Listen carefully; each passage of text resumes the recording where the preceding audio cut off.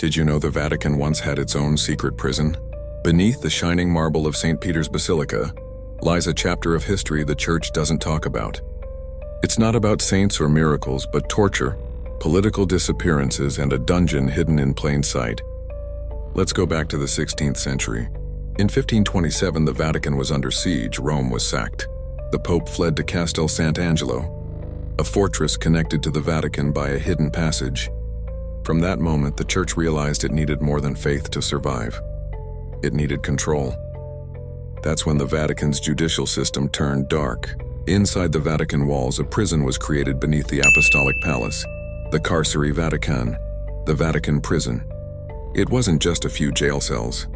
This was a full-blown underground detention center where heretics, political enemies, even rebellious priests could be held indefinitely, without trial. One of the most infamous prisoners, Giordano Bruno, a philosopher who dared to say the universe was infinite.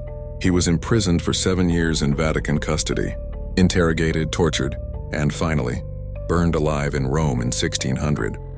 But here's the disturbing part. This wasn't ancient history.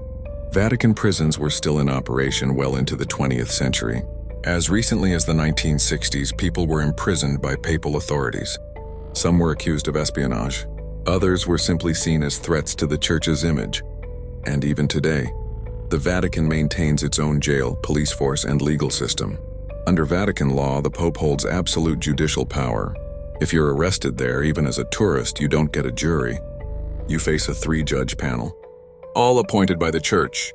The Vatican's image is all gold, incense, and solemn silence. But beneath the surface is a legacy of secrecy, silence, and a dungeon that once answered only to the Pope himself. Vault of Stories brings you history they tried to bury. Follow for more.